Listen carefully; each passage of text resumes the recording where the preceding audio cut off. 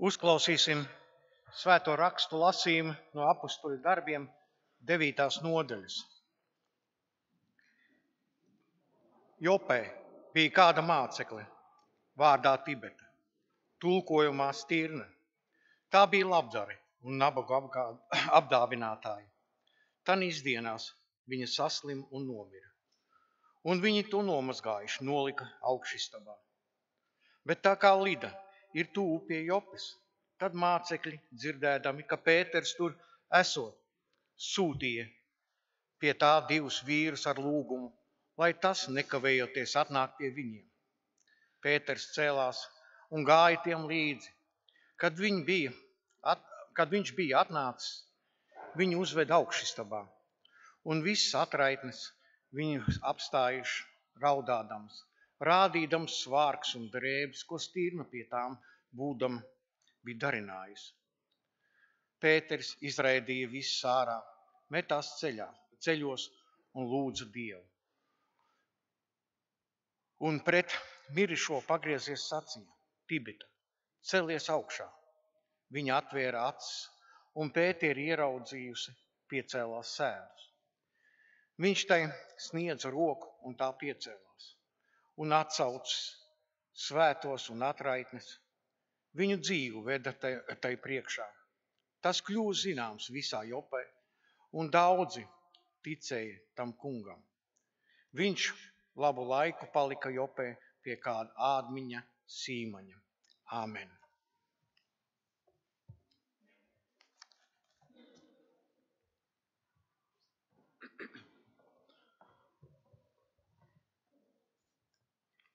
Lasījums no Jāņa atklāsmes grāmatas. Pēc tam es redzēju un raugi liels pulks, ko saskaitīt neviens nevarēja, no visām tautām, no ciltīm, tautībām un valodām, stāvēja goda krēsla priekšā un jēra priekšā, apģērbti baltās drēbēs ar palmu zariem rokās un sauca skaņā balsī: Pestīšana pieder mūsu Dievam, kas sēd goda krēslā, un jēram.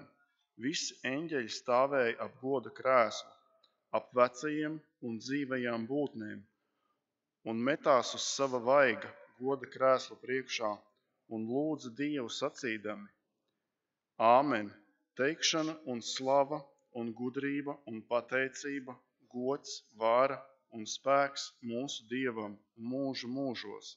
Āmen. Tad viens no vecajiem sacīja man: Tie, kas apģērbti baltās drēbēs, kas viņi un no kurienes viņi nākuši? Es viņam atbildēju: Mans kungs, tu zini. Un viņš man sacīja: Šie ir tie, kas nākuši no lielām bēdām un savas drēbes mazgājuši un tās balinājuši jēra asinīs. Tāpēc tie ir Dieva goda krēsla priekšā un kalpo viņam dienām un naktīm viņa templī. Un tas, kas sēd goda krēslā, mājo pie viņiem. Tiem vairs nebūs bada, tiem vairs neslāps ne saule, ne cits karstums tos nespiedīs, jo jērs, kas sēd pašā vidū goda krēsla priekšā, tos ganīs, tos vedīs pie dzīvības ūdens avotiem, un Dievs nožāvēs visas asaras viņu acīs. Āmen.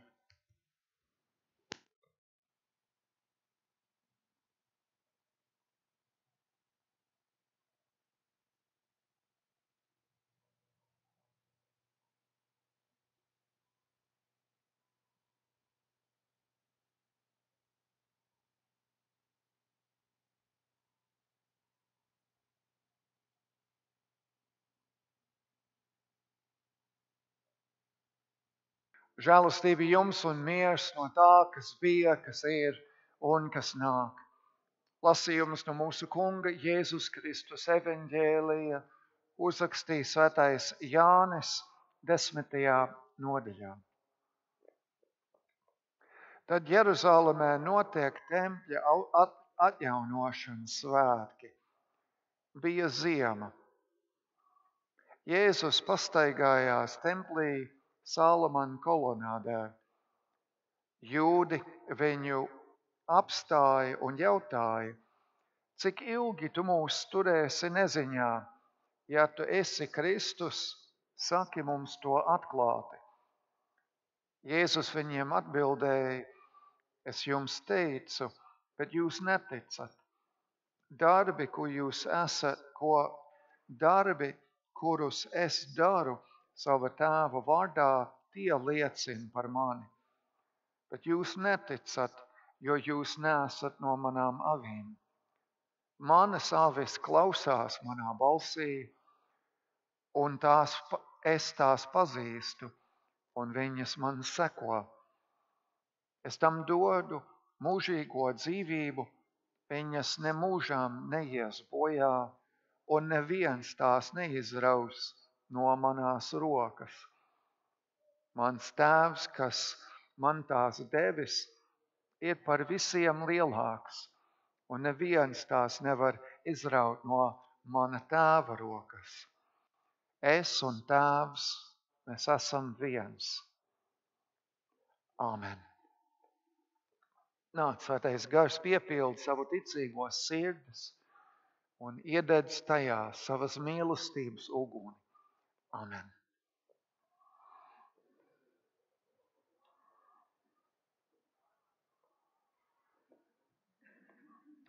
Baznīcas gada grāmatā šodien ir apzīmēta kā ģimenes diena.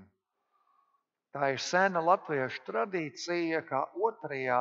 maija svētdienā ir ģimenes diena.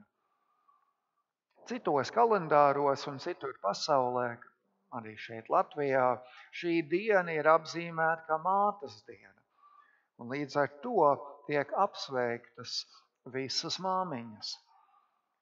Tomēr šodien es vēlos dalīties pārdomās par Dieva pirmo nodibinājumu ģimeni. Esmu to teicis citās reizēs un atkārtošu šodien.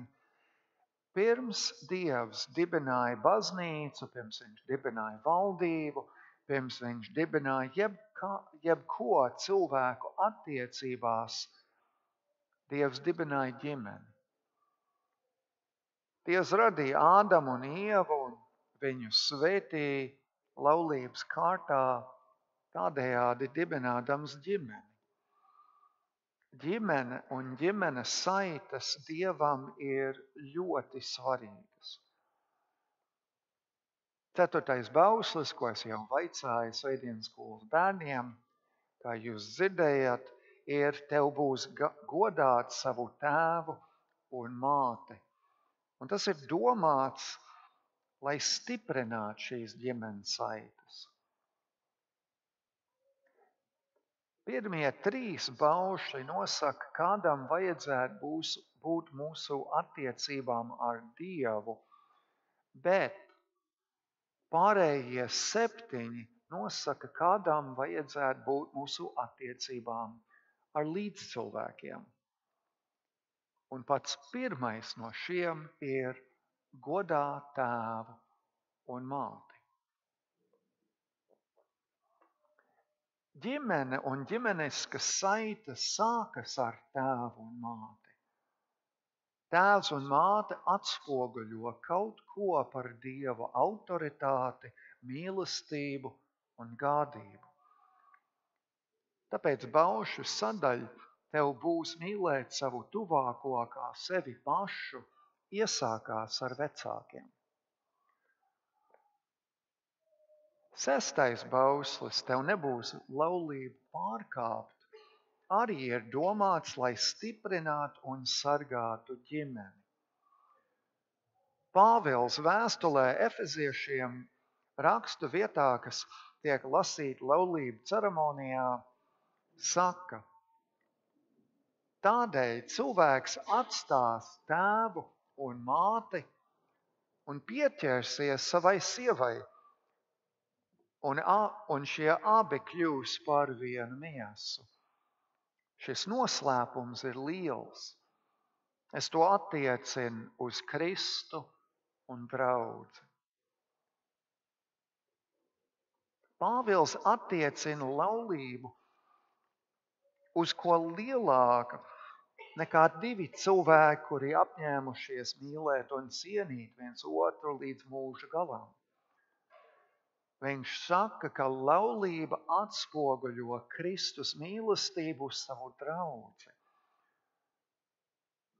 Sieva paklausa vīru, kā draudze paklausa Kristu, bet vīrs mīl sievu, kā Kristus ir mīlējis draudzi, pats nododamies viņas labā.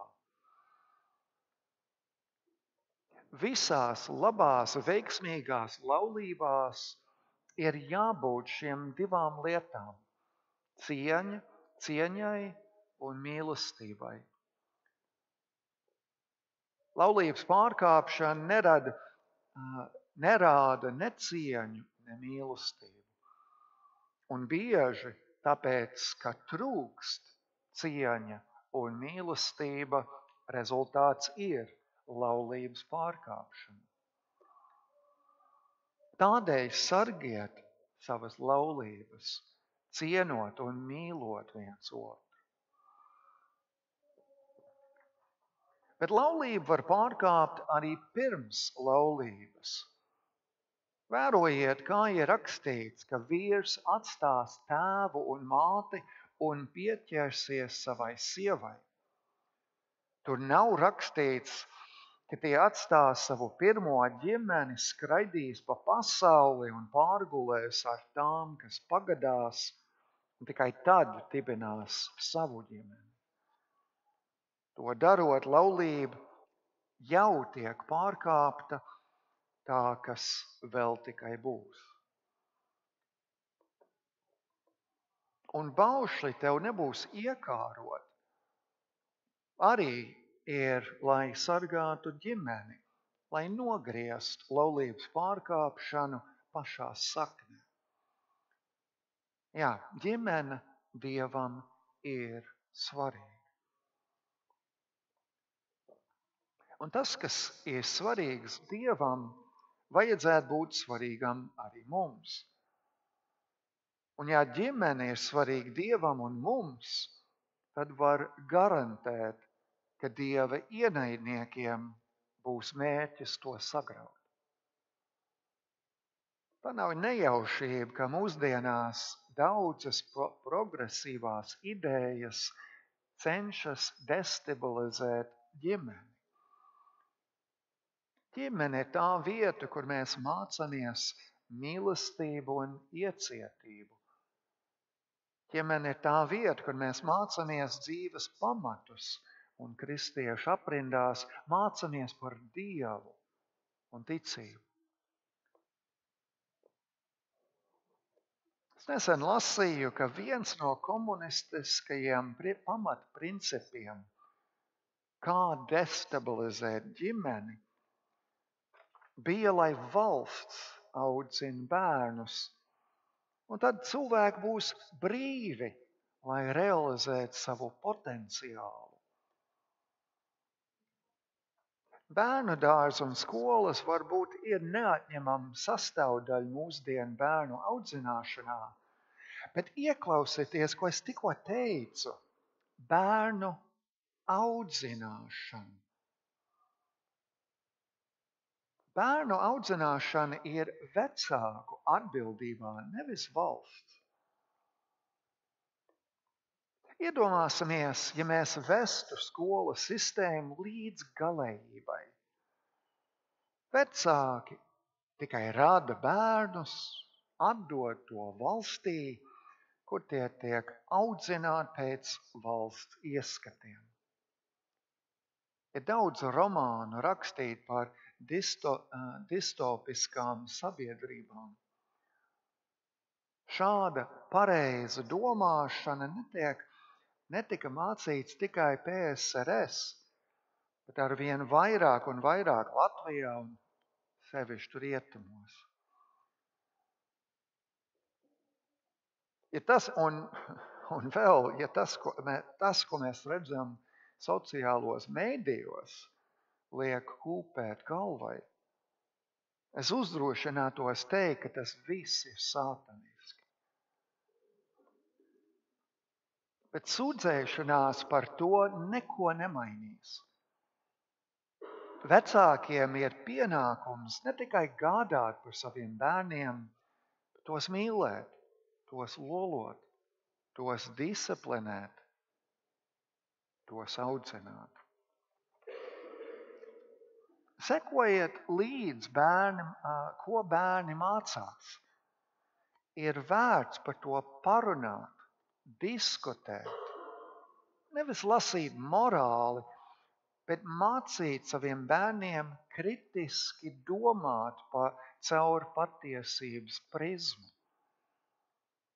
Dievs šo uzdevumu ir uzticējis vecākiem un nevienam citam.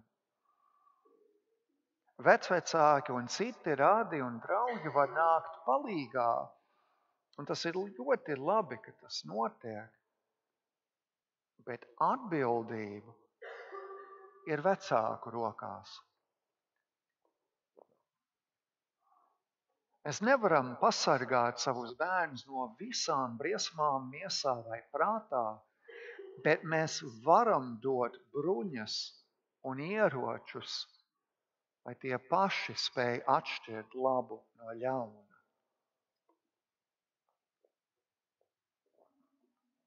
Neviens cilvēks nav kā sala, izolēts no pārējiem. Mēs visi esam saistīti. Ģimenē mēs to redzam visskaidrāk. Paudze gadā par paudzi, viens palīdz otram. Tas ir labi un tam tā jābūt. Bet ko darīt, ja tas tā nav? Ko darīt, ja ģimenē ir tikai māmiņa ar bērniņiem? Ko darīt ģimenē, kur ir tikai tētas un mammas nav? Vai Dievs ir atmetis šo ģimeni? Nekadā ziņā nē. Dievs nav plānojis, ka tas tā būtu, bet Dievs neplāno ciešanas ciešanu dēļ. Ciešanas nāk grēku seku dēļ. Tomēr grēku piedošana ir Dieva specialitāte. Viņš grib stiprināt un palīdzēt cilvēkiem, kur viņi atrodas, un vest viņus dziļāk savā valstībā. Un, lai to darītu, visbiežāk cilvēki strādā caur citiem cilvēkiem. Vai tie būtu tuvi radi vai draugi. Un tieši šeit mums, baznīcai, draudzēji, ir jāstrādā vairāk un plašāk. Dievs deva pavēli savai tautai gādāt par atraitnēm un bāreņiem. Baznīcai, draudzēji, kā organizācijai ir grūti kampaņu veidā kaut ko mainīt. Bet baznīca, draudze, kā dzīves organisms, kas sastāv no dzīviem cilvēkiem, kam ir acis pierē, var redzēt, kā dzīvo mūsu tuvākais. Mildas tante mūsu mājās, kolēģis Jānis darbā. Un tas cilvēks tur, kas sēž 3 rindas man priekšā baznīcā.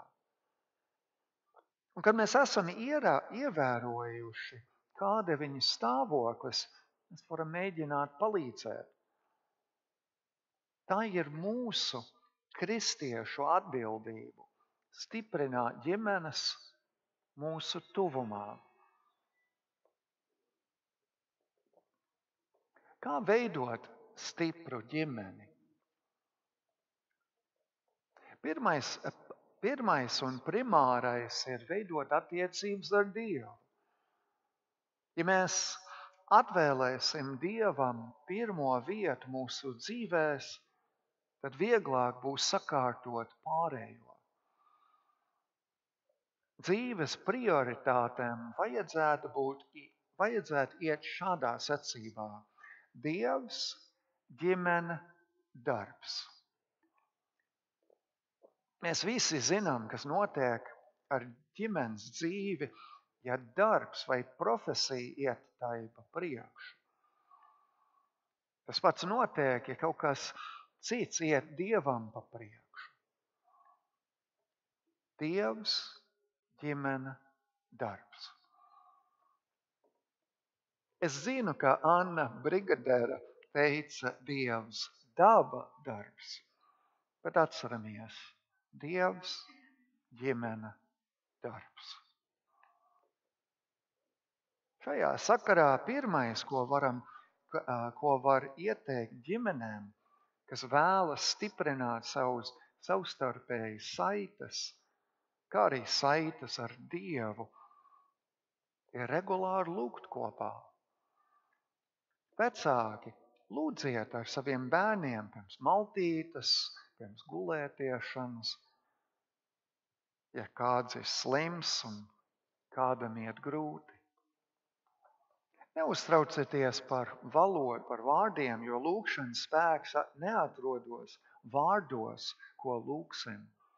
Lūgšanas spēks atrodas Dievā, kam mēs lūdzam. Mazajā katehismā ir gan galda lūgšanas, gan citas lūgšanas, ja vajag palīdzību, kā lūgt. Laiks, kas ir kopā pavadīts lūgšanās kā ģimenei, ir ļoti spēcīgs rīks ģimenes stiprināšanai. Atslēga ir regularitāte un nodošanās. Ja apņematies lūgt kopā kā ģimene, tad to dariet regulāri. Kā jau minēju, pirms maltītes un gulētiešanas ir ļoti laba paraža. Es atceros, kad mani bērni bija jauni, mēs vienmēr pulcējamies mūsu gultā un dziedājam dziesmu, es gribu gulētiet. Viens no brālēniem bija ciemos, regulāri bija ciemos, bet viņš nebija no ticīgas ģimenes, bet viņš iemācījās to dziesmu dziedāt līdzi. Kādā vakarā, kad viņš bija ciemos, mēs aizmirsām šo darīt un atnāca mazais Emīls un teica, dziesmiņa nebūs. Ieradumam ir spēks. Ko vēl var darīt? Kopā nāciet uz dievkalpojumiem. Tas arī veicina ģimenes saišu stiprināšanu. Un man ir lūgums. Tad, kad mums ir bērni, viņi varbūt nevedās kā vajag, tad esiet pacietīgi ar viņiem. Viņi mācīsies. Un vecāki arī runājiet ar saviem bērniem, kā vajadzētu cienīt citus ar savu uzvedību. Varat arī lasīt Bībeli kopā kā ģimene, pirms gulētiešanas, piemēram. Ko darīt, ja visi negrib tā darīt? Jēzus sauca draudzi par ģimeni un aicina cilvēks ienākt šajā ģimenē. Ja nevarat lūgt kopā kā ģimene, var nākt kopā kā ģimene uz dievkalpojumu, kad draudze ir mūsu ģimene. Un lūdziet paši un kopā ar brāļiem un māsām šeit. Nevar uzspiest saviem tuvākajiem nākt uz baznīcu, un šeit es runāju drīzāk par laulātiem draugiem vai vecākiem pusaudžu bērniem. Mazos bērnus vajadzētu vienkārši ņemt līdzi un parādīt, kas viņam ir jādara un kā. Bet neticīgos vai negribīgos laulātos draugus vajag aicināt nākt. Mums vajag aizlūgt par viņiem un darīt labu viņiem, lai viņi gribētu nākt. Nekad nedrīkst nosodīt vai noraidīt, jo ar tādiem paņēmieniem nekas nesanāks. Jēzus uzvarēja pasauli ar mīlestību. Mīlestībai vajadzētu būt arī mūsu motivācijai. Ģimenei arī vajadzētu pavadīt laiku kopā. Kopīgs mīlestības katru vakaru vai vismaz reizi nedēļā ir nepieciešams labu ģimenes saišu uzturēšanai. Tad var parunāties viens ar otru, kā jums gāja šodien. Jēzus ēda kopā ar saviem mācekļiem ne tikai tāpēc, ka viņš gribēja ēst. Ēst kopā ir draudzības apliecinājums un veids, kā mēs stiprinām mūsu saites. Dievs mūs ir radījis tādā veidā. Un tāpēc draudzē pēc dievkalpojuma ir sadraudzība, lai stiprinātu savstarpējas saites draudzē. Ģimenei vajadzētu arī darīt citas aktivitātes kopā, izklaidēties, priecāties kopā. Angļu valodā runājošiem ir tāds teiciens: a family that plays together stays together. Ģimene, kas spēlējās kopā, paliek kopā. Tātad pēc tam, kad Dievs radīja visu pasauli un deva šo pasaules pāraudzību Ādamam, viņš redzēja, ka nav labi cilvēkam būt vienam. Viņš radīja Ievu un svētīja viņu savienību pirmajā laulībā. Dievs dibināja ģimeni, pirms tika dibināta jebkāda organizācija, biedrība vai valdība. Dievs dibināja ģimeni un to svētīja. Es novēlu katrai ģimenei Dieva svētību šodien un turpmāk. Priecīgu mātes dienu, priecīgu ģimenes dienu.